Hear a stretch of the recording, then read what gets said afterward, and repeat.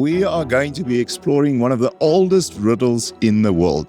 So there is an answer. What we want to really go for is talk about this whole concept of circular causality, about loops that we find all around us in our everyday lives. Stress, no question about it, causes you to have poor sleep. And that's where the loop then gets even worse. I know many people in good relationships that aren't happy. Why? Oh, this is so hard. Intentionality with Paul Kemp, for people who lead with intention and live with impact. So welcome back to another intentional masterclass with my friend Francois. Hello, Paul. It's great to be back in the studio. And I'm hoping for the audience following us online, they're able to see our sign. So Our brand new poster, yeah. We have our brand new poster, Intentional Masterclass, and this is number 5. That's right. Francois, I've got an interesting topic for us today. As you do always. We are going to be exploring one of the oldest riddles in the world. A riddle that's not just a fun brain teaser, but I think a good starting point for what it is that I actually want to discuss with you today. Why did the chicken cross the road? Not quite. You almost got it. I want to talk about which came first, the chicken or the egg. Oof. So let's start there. What do you think? Chicken or egg? Oh, my word. I've been in so many conversations informally where that question came up, and I don't think I've ever heard like an answer that intrigued me to go like, well, that's the right answer. So I'm going to go with the egg, because from the egg comes a chicken. Okay, that's a great guess. But for you and for our listeners today, I'm going to give you a definitive scientific answer to that question. So there is an answer. There is actually an answer. Okay. But before we get to the definitive scientific answer, it's important to understand that that question is often asked more on a philosophical note. And it's there where I think this conversation gets really interesting. Yes. But before we go there, let's talk about the chicken and the egg. And here's the first simple answer to that question. Dinosaurs laid eggs. Fish laid eggs. Reptiles on Earth laid eggs. Millions of years before the first chickens ever walked on Earth. Okay. So the first chickens, I've been told, only came onto Earth 58,000 years ago.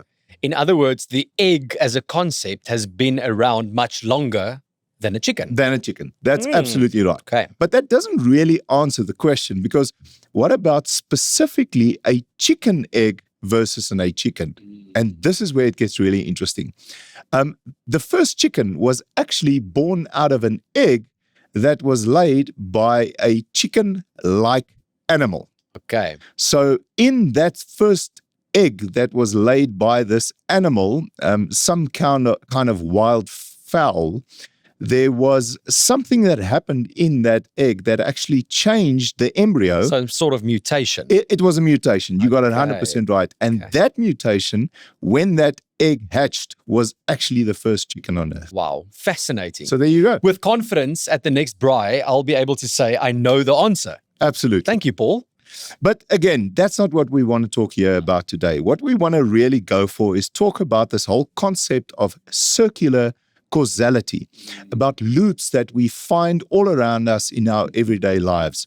And I've got some great examples that I actually want to talk to you about that I think really helps us explore this whole idea of intentionality. Yes. And living a more intentional life Yes. that we've talked about in some of our previous masterclasses. Yeah. I mean, because all the masterclasses' purpose is to give feedback and value back to the audience, the listeners, around how you can be more intentional, how to think about certain things, and then our experience and perspective on it.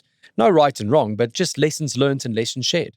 Okay, let's go for it. So the first one I want to explore comes from a study that I think most of the listeners have heard about before. It is something I've shared before in one of the previous intentionality podcast episodes that we've done. This one comes from a Harvard study that has been running for decades, where Harvard professors tried to figure out what it is that made people happy.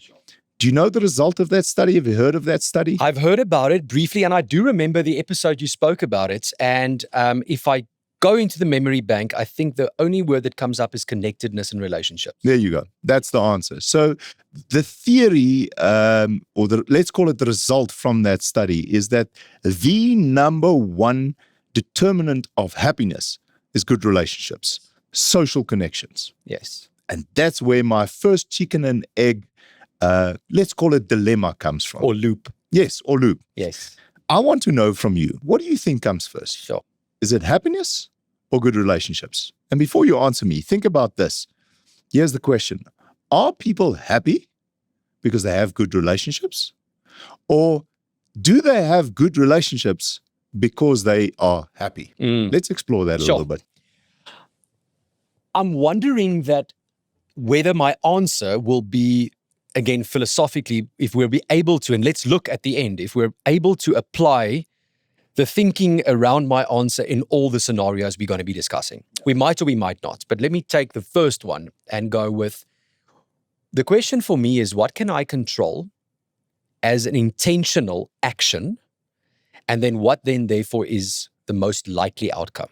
And where does that outcome sit? Okay, so here's my answer. I think relationships, good, happy, positive, intentional relationships, I can control. You as the listener can control around the decisions you make, who you spend your time with, that famous quote, the 5 people, most people you spend your time with, the average of that is you. That's you. If you look in the mirror. Right. Yeah. Right? So in there lives this real decision around me deciding and choosing how and who I want to spend my time with and where I want to build those relationships.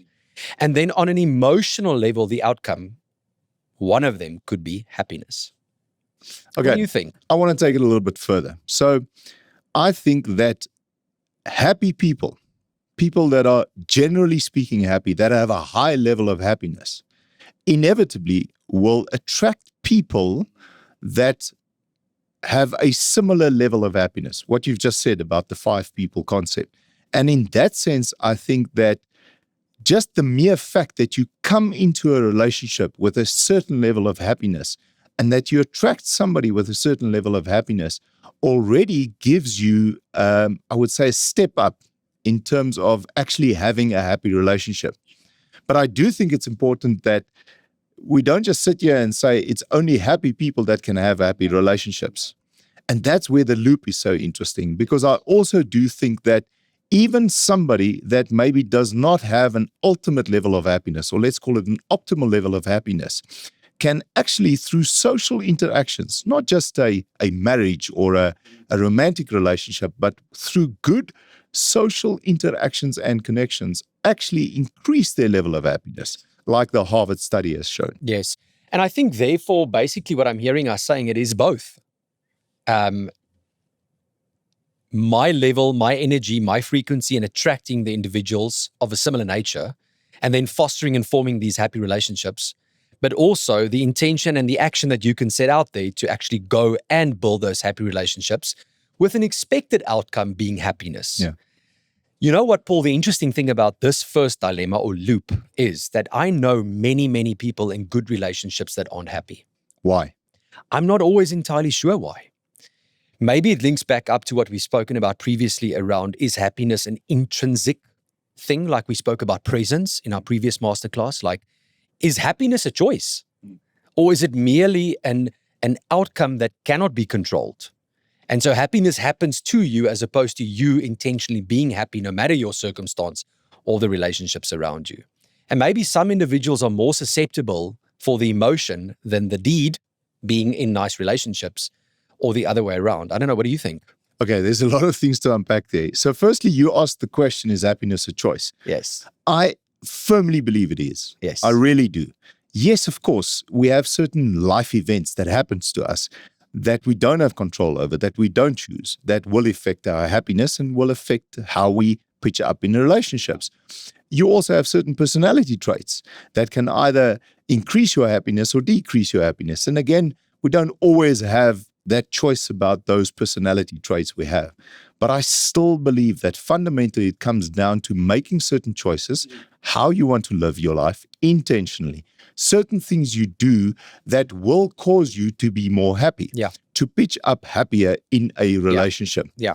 And I think therefore that people that are inherently unhappy, it's not necessarily a guarantee that you will have a happy relationship, but I certainly think it's a good start. 100%. And I think to your point, happiness being a choice, all of this is interlinked for me. Mindset, state of mind, how I decide to show up, what the emotions are around me and how I perceive the event, the circumstance, the meeting, the social interaction. That starts with, am I in control of my emotions, or am I allowing the world and the wind of the world to blow me around and then just merely reacting reactively, and then those emotions just following the reaction? Yeah. You've just touched on what I thought would be the second good loop that we can talk about. But before we go there, I just want to end off this idea around happiness and relationships and which of the two comes first. I agree with you 100%, both. It's not one or the other. But I think the important point we need to get here is that this loop can be either a beautiful upward spiral where your happiness increases the level of happiness you have in the relationship, and the level of happiness you have in the relationship then again increases your happiness. But you are 100% right. It's not a guarantee. And if you don't make conscious choices every single day to do the right things, to pitch up in the right way in a relationship, in your own life, intentionally, that spiral could also be a negative downward spiral. 100%. And I think the key here for the audience and for us, Paul, is to continuously be aware of your state of mind and observe and evaluate the relationships you are in. I think that, it kind of, it's at some point, somewhere in your journey, you go, well, that's obvious, isn't it? But I hardly know of people that intentionally do that go and have a sit down with themselves or with their partner and go, let's evaluate our relationships and let's evaluate our general mood and state of mind. And then go, are we happy with this, yes or no? And can we do something about it? Just before we get on to that second chicken and egg loop, this is not a episode or a masterclass about relationships, but let's maybe see if we can quickly list a few things that you can do intentionally to pitch up better in a relationship. A few that I can think of is things like listening attentively, making time for your partner, supporting your partner, forgiving easily. And now I know what's going to happen. If my wife listens to this podcast, we know she's going to say, doesn't always, right? she's going to say, Paul, listen to what you have said just Follow now. your own advice. What else can you think of? What are things that we can do and that the listeners can do to pitch up better in our relationships to ensure happier relationships? I go back to our very first masterclass. Don't be an arrogant arsehole. That's right. Don't make it about yourself, right? If we can come with a posture that says, what can I do for the other person? How do I show up to influence the other person's mood, state of mind, enjoyment, memory, whatever it's called, in a positive, uplifting, engaging way? I think that's a great start. I like it. Okay, Francois, let's move on to the second loop that we're going to discuss today. Yes. And Paul, I have a question for you. So this one was really hard for me to think about and figure out, and I'm hoping that we can unpack this together. But the concept is happiness and mindset. Okay, so is it the mindset that I have, that I apply, the way I think about myself, about my situation, about my circumstance, that therefore makes me happy? Or is it because of the happiness emotion that then influences a positive mindset? Francois, I think it's a great loop to explore further, but I think there's something even under that we also need to mention that also needs exploring, and that's that whole cause and effect exploration around, are some people just born with an inherently higher level of happiness? Yeah. It's just who they are. Or could people actually influence their happiness by changing their mindset? Shut. I love that, Paul.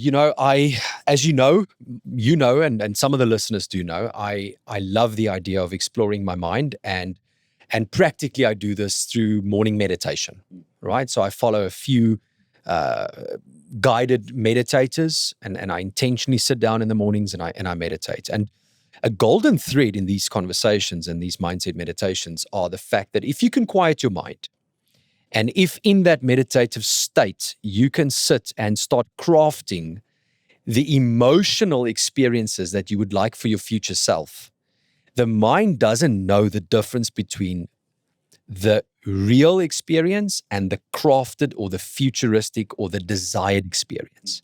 And so emotionally, the body and the mind can react through something like meditation, putting yourself in that state. So I don't know if that gives us an intro into it, but definitely my thinking around mindset can influence happiness. I would agree with that. And on the first loop that we discussed, we both agreed that it's both. I think on this one, the picture for me is a little bit clearer that even though it can be both, and even though happiness and mindset can reinforce each other, I really think mindset is the egg this example. Yes. In the sense that if you're not at the level of happiness that you want to be in your life, there are practical things that you can do to change your mindset to help you to get to that happiness place that you want to be. Now, you've mentioned meditation. I think it's a great example. I think there are other things that one can do. A simple one that I've spoken about many times before is random acts of kindness. Another one is focusing on gratitude, things like gratitude lists or gratitude journals. These are active things that you can do intentionally on a daily basis that helps your mindset to focus on things that helps your happiness levels. Yeah. And Paul, I absolutely want to just emphasize to the audience as well and hear your thoughts on this, but one must not confuse this and potentially any of these loops that we'll be speaking about and are speaking about with willpower. I don't think a positive mindset from a space of willpower, I want to be more happy, I want to be more happy, I can do this, I can do this. Work. That's not going to work. It's these daily actions that we've spoken now about in these examples that will help prepare the mindset. Starting with self-awareness. Where's my mind now? What is my current mindset?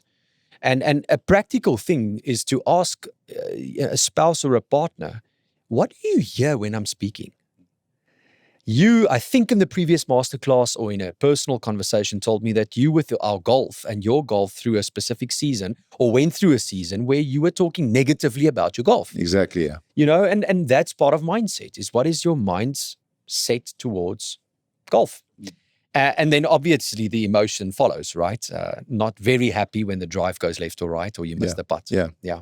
But the interesting thing about it was in that context of that conversation, I was complaining and I was talking negatively, whereas if I simply saw the perspective of where I was at that time and I reflected on that, I could have realized, but it's actually not as bad as I thought it was. And then therefore, the negative emotion could have been less and we could have reframed and replaced that with a positive, more optimistic, happy outcome around the season you're in. But because of a positive mindset. Correct. Yeah.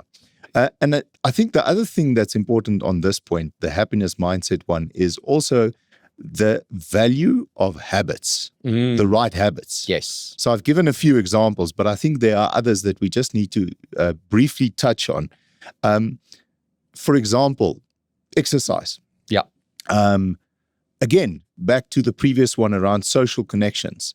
It's so much easier to get your mindset in the right place if you cultivate healthy habits that help you to get that more positive mindset in your life. Yeah. One of the things I've found, and you know this, in the last 2 months, I've had an injury that has kept me from exercising as much as I used to. Yeah.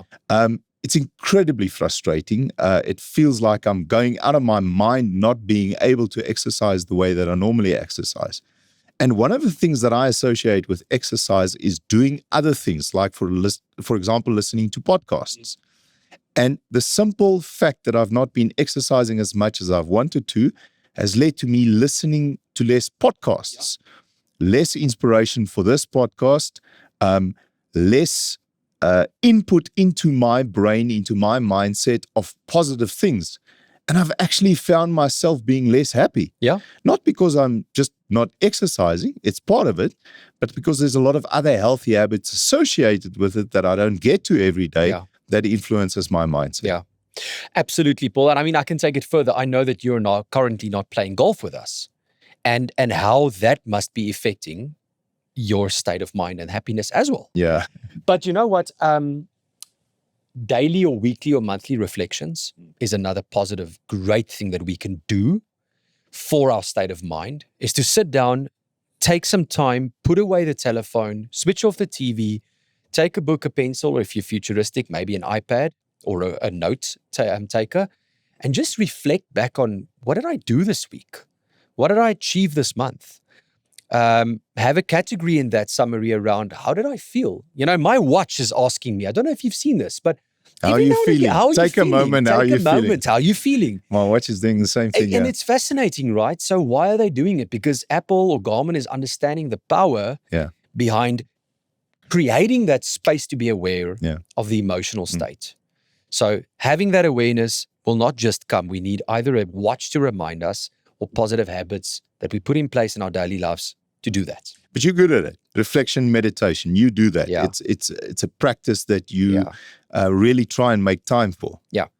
I find I'm terrible at that. And the mere fact that you've reminded me now that my watch asks me every single day how I feel should be something that I should be more intentional about in the future. You know, actually listening to my watch and saying, hold on, let me think about how I'm feeling. Because at the moment, it's something that I just dismiss. Yeah. We can double click on that maybe in a future episode or over a beer, but I think a couple of things or one or two comments on that. I know that you're not doing it because you're too busy. Like, I know the entire masterclass and intentionality with Paul Kemp is you make time for things that other people call I'm too busy for. That's actually my form of reflection now that you talk about it. Exactly. So there might be another reason why something like meditation is hindering you, but we can check that out a bit later. I think one other thing that I've been doing in this year particularly is over December, I treated myself with a splash pool at my house. Okay. And I made a commitment to myself, and I put it on Instagram so that my followers can see that, is I will be in that pool every single morning unless I'm not at home. Okay. And I have not missed a day. Even So in the cold this that we're morning, experiencing now. This morning, yesterday morning, last week, I'm in there every single morning. Now, what I'm doing in there, obviously, has become colder and colder over the months. For those listeners who may be not listening live, we're in May now. So it's definitely colder than it was in Jan, Feb. However, because I'm doing it daily, the pain of getting into that cold water is not the same as if I had to skip a month. Yeah. And that for me, okay, so I'm in there for 3 to 5 minutes, depending on how long I can do it. And I have techniques like breathing and really calming my heart and my mind down. But just being in there and knowing that that's a commitment to myself. And then the only thing you can do in those 3 to 5 minutes is focus on your breathing, quiet your mind, and that's that space there to set the mind for the day. So another one I added this year, and super excited about that part of the journey as well. I love it. It's very impressive what you're doing. I do cold showers. I'm not brave enough to get into that swimming pool. I must maybe relook at that. Yeah. Find the courage somewhere to do it, but I do cold showers. And I must tell you, my limit's 2 minutes. So 3 to 5 minutes in a cold pool where you're completely immersed in the cold water, that's very impressive. Thank you. I must maybe just quickly add one thing. There was a season in my life, and we're talking about mindset now and happiness, where I was doing these things in the morning, not understanding the value yet or the why. I just started reading up about these. And it started with Robin Sharma's 5 a.m. club. That's where it started. And I started doing it without understanding the why, kind of just ticking the boxes. Went through a season where I evaluated all of them, because at some point it was like a really long list, and my friends kind of started mocking me a bit around, Fran, you probably get up at 3 and then you're done at 8 in the morning. So where now I've found a good rhythm where what I'm doing is not too much, it's not too little, but I'm very intentional about the impact it has on my mindset. And I can see it throughout the day and the week. You know, another one, and I'm sure we'll get to it a bit later, is sleep. We're going to explore sleep. Before we move on to the next loop, one last thing that I've just thought of that I think is incredibly important. And when we talk mindset and happiness, and again, it refers back to the first one of happiness and relationships. I think that something that affects our mindset very negatively at the moment in the world we live in is social media. 100%. And I'm going to tell you why I'm saying that. I get the impression that the biggest problem with social media is the comparison game. Yes. The fact that we are constantly comparing our lives, what we have, who we have in our lives, the kind of lives we have, to what other people are showing. Yeah. And it's a terrible comparison. Yeah. Because we're looking at the best of what they've got, what they're prepared to share with other people, and trying to compare our lives to that. And I think, unfortunately, what that does is creates a very negative mindset that can influence our happiness. And that is why I believe social media is a big danger to this goal we've got of happiness. Absolutely. We live in the attention economy. It's all about instant gratification. And it's the easiest thing to start scrolling. Before you know it, like we say we don't have 15 minutes for meditation, you can scroll on Instagram or Facebook like this in half an hour gone. Another big negative for me around happiness there is that all of that's false.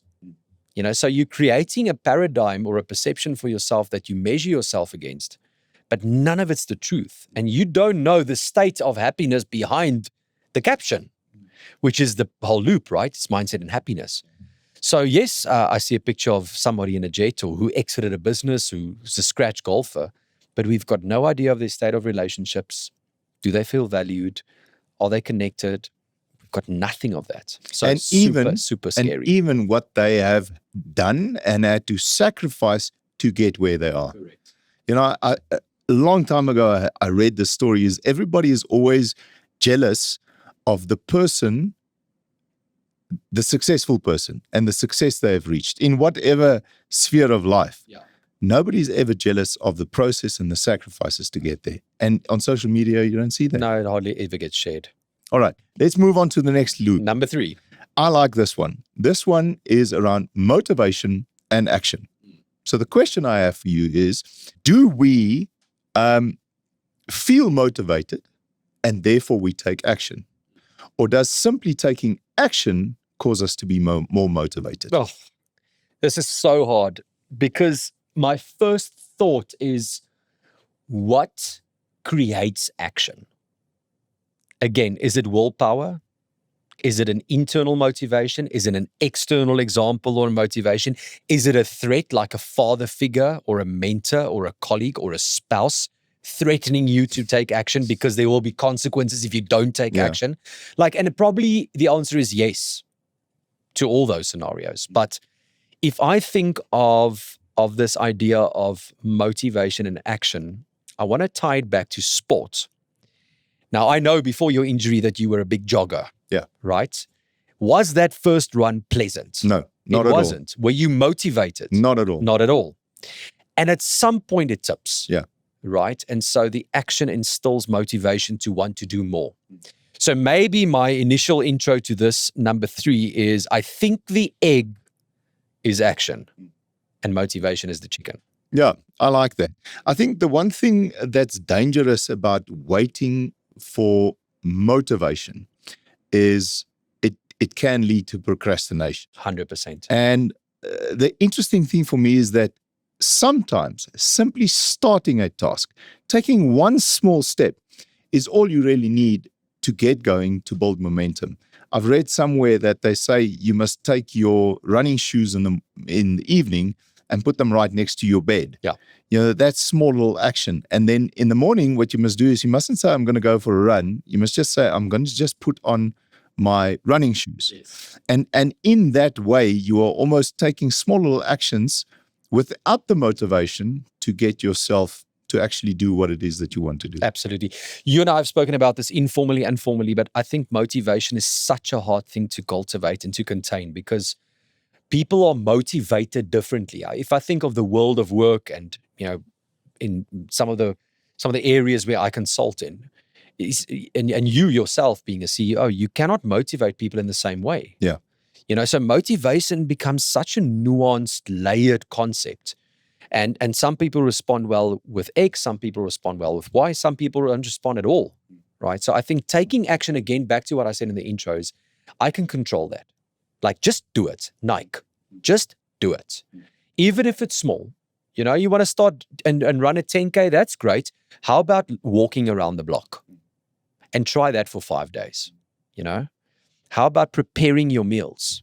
on a Sunday, even if it's just the eggs for breakfast. Like, just take small actions. I think often motivation can be seen as the mountain, the tip of the mountain, whereas taking action is that one step in That front of the first other step, one. yeah, Just to yeah. take that first step, yeah. And it inevitably brings us back again to the concept of accretion, one of my Yes, favorite words, yes. where you don't necessarily need that motivation to take that first step, but taking that one little step every single day. Before you know it, a month later, 3 months later, if you look where you are, that process of a little bit every single day. Yeah. If I just think about my running journey, I started running very late in my life. I started running in 2014. What's Sure. that, 11 years ago? Yeah. And I distinctly remember, not only was it a not pleasant experience, I can run a kilometer. Yeah. That was literally how unfit I was, how out of shape I was. Yeah. Yes, it was difficult, but that simply taking that action and doing it again and doing it again eventually gets you to a place where you don't need the motivation anymore. Yeah. Because it has just become so much easier. I think another way to think about this is, where is the longevity in motivation? It's in the outcomes and in the results. So when you become more fit, when you can run further, when you complete that first 5K or 10K or the marathon even, the outcome is the real lived experience that then inevitably creates long-lasting motivation, as opposed to a hoo-ha or a psych up or a New Year's resolution, which we all know it fails. Those things don't last. So just take the action. That's the egg. I think that's the egg in this case. All right, let's talk about the next one I've got here. Positive thinking and positive outcomes. So do positive outcomes happen because we think positively? Or do you think positively because you experience positive outcomes? Positive thinking leads to positive outcomes. I think that would be my initial one-liner. Back to mindset. Can I control how I think? Can I control how I show up? We can't always control the outcome. I think often people who are high on controlling want to control the outcome, and then some of the dark side personality traits make their way into the arena, around the boardroom table, in the social event, around the table, around the braai. But the reality of the life is you can't control the outcome, but you definitely, in my opinion, can control how I think, how the mind is wired, how I decide to show up emotionally from a mind perspective, from a thoughtfulness perspective, an awareness perspective. And then I guess, and I've heard this often, I guess it then doesn't really matter what the outcome is, because that mindset is influencing the journey, and you're following that magic, which then inevitably leads to some sort of outcome that you can, even if the outcome isn't the desired outcome, can view in a positive light. So the beginning of this year, I set myself certain goals. Yeah. And a crazy BAG no one can pronounce. Crazy BAG, taking everything to a next level. And things have not worked out that way. And here's a very interesting thing. I don't necessarily have the answer, but I have discovered, especially in this last 2 months with this injury, with not being able to do things exactly the way that I want to do it, I've discovered that my thinking is much more negative than it has been for many years. And I'm just wondering if the outcomes that are not as positive as I want them to be, the outcomes that are not necessarily the ones that I've set as goals for myself, how much of that has got to do with my thinking that is not necessarily on the level that it needs to be. And this is such an important thing, I think, for all the listeners, is catching yourself. Yeah. When you're having those negative thoughts, catching yourself when you think, man, I've had some setbacks. Things have gone wrong, whether in my control or out of my control. You do have control over how you think about these things. The reflection you spoke about earlier, making sure that you understand the context in which things happen, having perspective immediately helps you to change that thinking into something more positive. Yeah. You know, this is just a setback. This is just temporary. This is just something that happened, which I don't have control over, but I have control over how I feel about it and how I think about it. I love what you're saying. And I think there's 2 or 3 other elements to this. I think the first being is that we need to remember how conditioned our minds are to the familiarity of how we design and craft our lives. We don't have to speak about them, but there are a bunch of positive outcomes of having a routine, a rhythm and a routine. We've spoken about it, the consistency, about designing and crafting your life in a way that allows for these positive outcomes. However, the brain neurologically starts creating these pathways of familiarity. And the moment there's a disturbance in that ecosystem, the brain goes, wait a minute, now you're taking energy. Now you're wanting me to think, feel, and act in a different way. And that is inevitably now creating resistance in the mind to say, I don't like this, because the brain is a lazy organ. And so when we're not achieving or getting or experiencing the desired outcome, if we don't catch ourselves and create that moment of self-awareness, I think inevitably you're going to be negative, unhappy, and not have a positive mindset. As opposed to reframing that to say, okay, let me accept and acknowledge the season I'm in, the context you spoke about. But then let's say, for example, you can't run and you can't play golf. It's to say, okay, what is this injury giving me an opportunity for something else that I haven't been able to do? Breakfast with your wife, right? Which is associated with so many other happiness moments and opportunities. Okay, time for whatever the case might be. Riding a bicycle, being in the gym, swimming, whatever the case might be. So that perspective around what's going on, catching yourself, being aware and having grace with your own body and mind, and then making that decision to say, what are the opportunities here? No, I love it. Taking a struggle, taking something that seems to be a setback and looking for the positive, looking for the opportunity. Because let's just talk about the flip side of a positive mindset, of a positive outlook. The flip side, a negative mindset, is something that could very easily lead to self-sabotage. Yeah. And the self-sabotage, which leads to inaction sometimes, which can lead to missed opportunities because you didn't even try something, and then a tendency to interpret neutral or even slightly positive events in a negative way, which then would just simply perpetuate the cycle of pessimism, leading to even worse and more negative outcomes. Yeah. And I think it's important what you say is to reflect, get perspective, to catch yourself when you're in that negative loop, and to turn it around into a positive loop by looking for the opportunities and looking for the positives. Yeah, absolutely, Paul. And I think, there are some, and this is a beautiful segue into the next one that I want to talk to you about and specifically ask you about. But there are some elements here that we just need to remind ourselves and the listeners are easier to do when certain other elements are in place, and way more difficult to do when other elements are in place. Yes. And what I'm referring to now is the next one, and that is sleep and stress levels. So, before we get into it, just to link that to the previous one, it's for myself personally really hard to follow my morning routine if I slept badly. It's really tough. It's also hard for me to get a good night's rest if my mind is busy racing on things that I need to take care of or things that are out of my control that cause me to be anxious or stress. And I mean, to be perfectly vulnerably honest here, if I've not had a good night's rest, I sometimes neglect the morning routine, or I don't even do it, right? So foundationally, sleep, we all know the benefits thereof. Brilliant book, Why We Sleep. But then also stress. So, Paul, am I stressed because I'm not sleeping enough? Or am I not sleeping because I'm too stressed? Okay, I think this is a great chicken and egg example because my opinion, this one, it's both. Okay. It has to always be both. I mean, just think about this. If you're lying in bed, your heart's racing because there's something that causes you anxiety, that's going to influence your sleep. If you're lying in bed and you're thinking about all the things that happened that day, positive or negative, all the things that are causing you stress, all the things that you are worried about for the next day, it's going to influence your ability to sleep. So the stress is going to have effect on how quickly you're going to fall asleep and probably how long you're going to be able to stay asleep.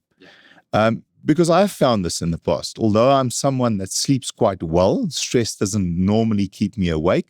When there is something stressful in your life and you wake up at 3 o'clock in the morning and your mind immediately goes to that stressful thing in your life, the thing causing anxiety in your life, it is incredibly difficult to fall asleep again. Yeah. I often don't even try. Yeah. And if I wake up at 3 in the morning and I'm in bed for 10 minutes and I can't fall asleep, I just get up and I try and go and do something about this thing that could potentially be causing me stress in my life. So stress, no question about it, causes you to have poor sleep. And that's where the loop then gets even worse. Because the moment you're sleeping bad and you've had a bad night's sleep, the next morning you're irritable. Yeah. As you've said, you don't get to all of your habits, the things that actually help you to be positive and to be successful. Throughout the day, you feel as if you achieve less. You're obviously tired, which makes you less effective, less productive. And then by the time you get to that evening, you not only stressed about the things that you stressed about in your life, you're now stressed because you've had a less productive day. Yeah. And the moment you get into bed, you start stressing about the fact that you couldn't sleep. What if I can't sleep again? Yes. So I think that one is a perfect example of a loop that can get to be an incredibly draining cycle in your life. Yeah. Now, I'm going to put you on the spot in a second and ask you about, are there strategies to break that cycle? But before I do, again, back to our watches. So I always thought that there's this massive link between the two until we started putting on these smart watches where they give you a sleep score. Now, my wife Ilana will tell you that I'm obsessed with my sleep score. So every morning, I can't wait to end my sleep and then go straight into the sleep score and see the sleep score factors. Now, for the listeners who don't know this, don't care, you've got light sleep, you've got deep sleep, you've got rapid eye movement sleep. REM sleep, yeah. You've got restlessness, moments of restlessness. And here's a fascinating stat. The watch clearly only has a heartbeat to go by in its analysis, right? And then obviously the time that you were in bed and the restlessness moments because of your arm moving around. But the physiological direct correlation between increased heart rate and the inability to get REM and deep sleep is now scientifically proven. It might have been for many, many years, but I'm now aware of it because of the watch. And what is the first thing that happens when you stress? Your heart races, right? So restlessness. So you can't go into that state of deep sleep. I know, for example, that when I drink alcohol and I get 8 hours of sleep in, I still wake up with very little deep sleep because of my heart not actually beating at a lower frequency. Because of the alcohol. Because of the alcohol. So what? I got 8 hours of sleep in, I'm still not rested, therefore irritable, therefore stressed. And I think over time, when you go and look at the research around burnout and positive and negative stress, there's this other ugly thing hooked to this called cortisol. And that there can be really, really detrimental for your health. So please help us unpack this, Paul. Can we break this cycle? Are there strategies that you can come and talk to or think about that can get us out of the stress sleep loop? Absolutely. And the nice thing is it all starts with being more intentional. So firstly, being more intentional with your mind. Mindfulness is an incredibly important thing. When you're lying in bed and you're thinking about all of these things that you stress about, it's catching yourself and doing all of the things that we've been speaking about for this episode so far, reflecting on, is it really as bad as I thought it is? What's the worst that could happen because of the stressful situation in my life? What is it going to help having the anxiety about it? Almost, I want to say, having that debate with yourself in your head about why you are stressing about this, and isn't there a different way to think about this? That's simple mindfulness. Meditation. Meditation is something that Chanel and I have tried quite often from a sleep point of view. So this is different from sitting in a chair and doing a specific meditation. This is simply putting on certain music that could help you get into a meditative state to get you to sleep. We have often fell asleep with that kind of meditation music, and that does help because when it gets too difficult to get your mind off the things that are causing you to stress, that is one of the ways to get your mind off of that. Distract yourself. Distract yourself. Yes. But then there's a lot of other things. Exercise. Yeah. I have found that the moment I exercise, I sleep better. Yeah. The moment I stop exercising, it actually has a negative effect on how well I sleep and how deep the sleep is that I get. Alcohol, you've mentioned it as well. And then a consistent sleep schedule. I think a consistent sleep schedule is incredibly important because our bodies get used to it. Yes. Our bodies get used to certain times that we go to bed. Yeah. And if you disrupt that cycle, if you're not consistent in your sleep cycle, it can also have a very detrimental effect on your ability to get good sleep. And then there's a few other things like make sure that the room is dark, make sure that it's comfortable, not too hot, not too cold. All kinds of things that you can do to ensure that you sleep better. Yeah, I love it. My mind goes back to one of Professor Adrian Huberman from the Huberman Lab podcast that he did on changing your circadian cycle. Like, people say I'm a night owl or I'm a morning person. That's actually rubbish.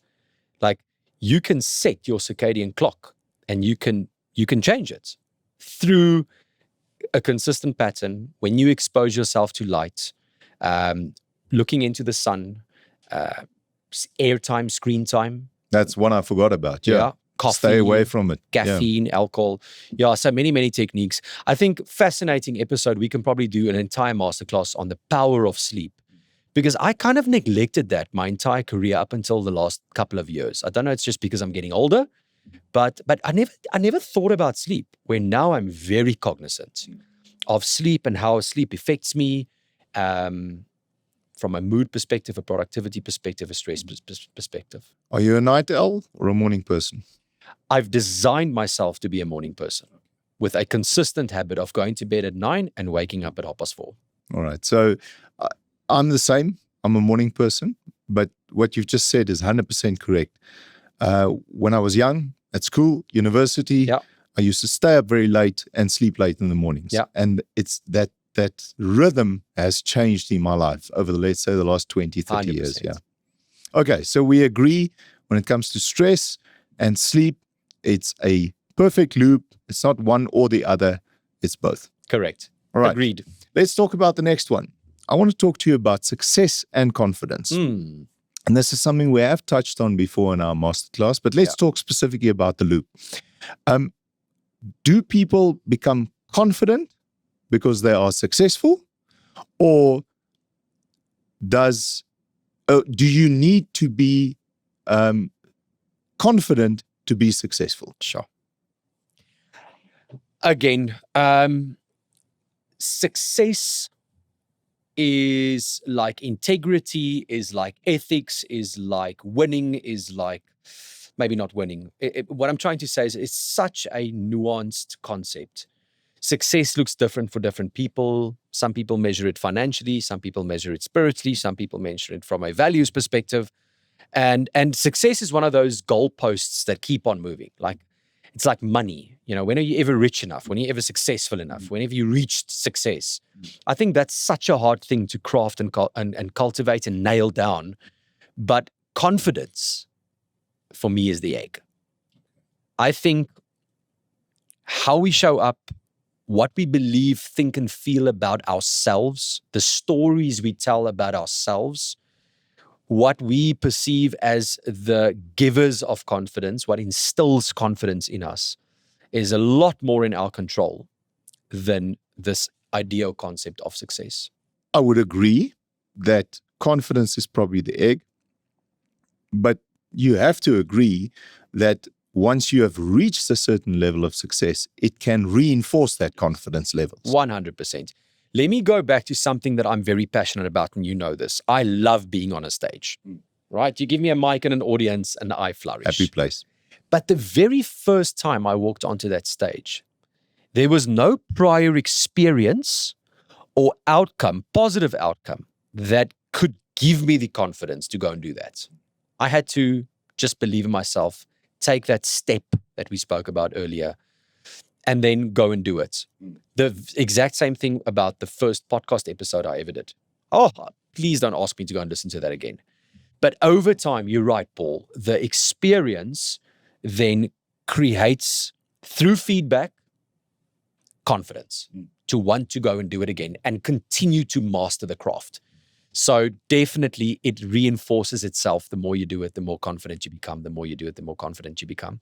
I think one should just probably, obviously be mindful of arrogance. And we've spoken about that before. Yes, we have. Okay. So I think that one's settled. The egg is confidence. Okay. Paul, last one I've got for you. I think you're the expert. I think you know a lot about this. And it's something that I've been mindful of, again, over the last couple of years, especially the last year in my life, is this concept and idea of financial health, and you can define that, and spending habits. So do good spending habits lead toward financial health? Or is it because I am healthy in my finances, I therefore are able to have better habits around how I spend? I like it. It's a good example, and I think I have an answer for you. And this is an answer from personal experience. Yes, it is a loop. I fully agree it's a loop, and they reinforce each other.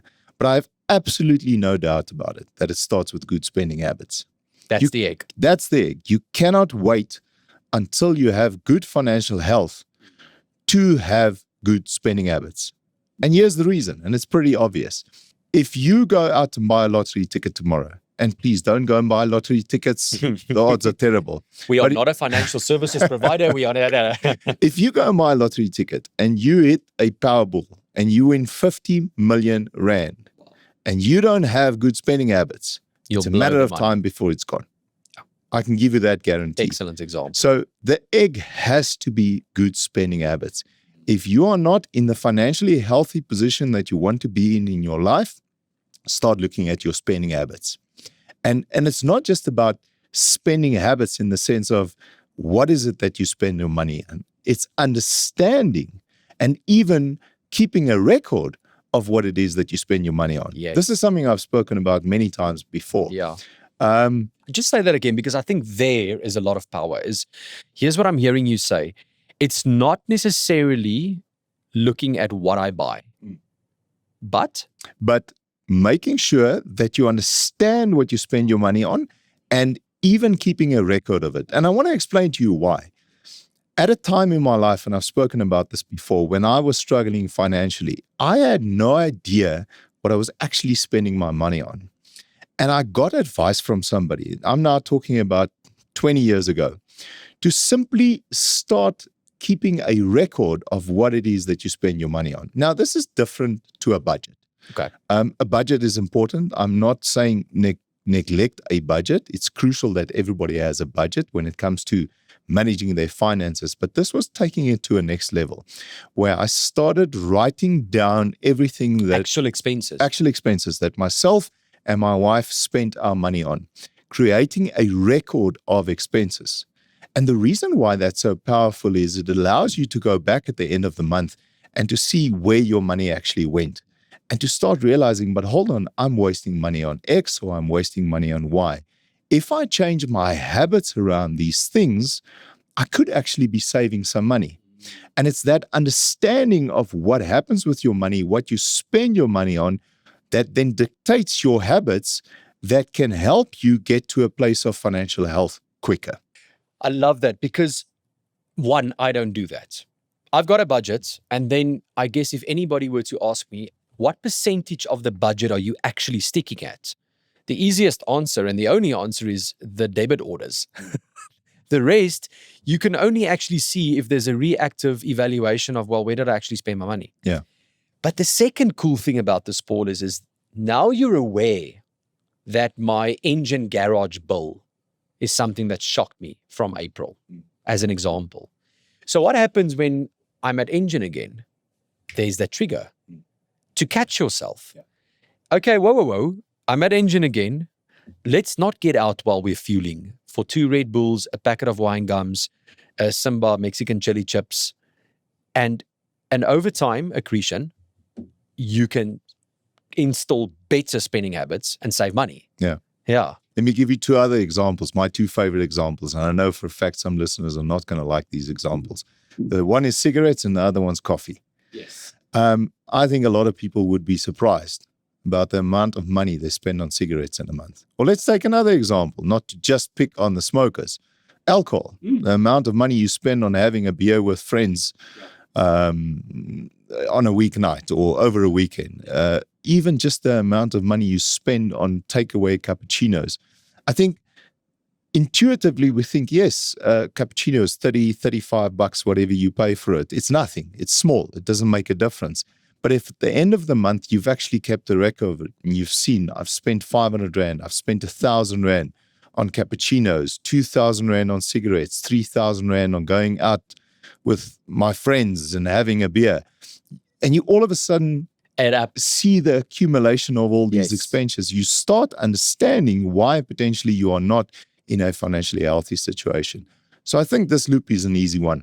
I will, however, say right at the end, even though it starts with good spending habits, if the basis of your financial health, your good financial health, is good spending habits, even when you get into a position where you are now not under pressure, you have the finances to be able to spend that money. Maintain those habits. To maintain those habits. And it's so much easier then to maintain those habits, not to waste money. Yes, I love that. I think maybe a subtle tongue-in-cheek comment there is, I've got no idea what I spend in King's Meat daily. And I love going to King's Meat. On a Friday or a Saturday, I pull in there and it's a phenomenal experience. But I'm going to go back and I'm going to WhatsApp you and let you know and maybe tell Ilona, and evaluate it. Is it necessary? Maybe I should buy meat in bulk. Who knows? Yeah, hopefully I've inspired you and a few of our listeners to maybe change their habits around how they spend and how they keep record. Thanks for that one. Brilliant. All right, that's it for the loops today. I want us to end off by just trying to unpack why it's important to understand why these loops matter and why we need to understand in our lives, what's first, the chicken or the egg? And I think for me, it starts off with a first crucial step around shifting perspective, around moving beyond the cause, what's first in these sometimes complex situations in our life, and instead to just embrace the idea of the interconnectedness of these feedback loops. I don't know what you think about that. I love that. For me, it's around understanding and being aware of the relationship that they have with each other.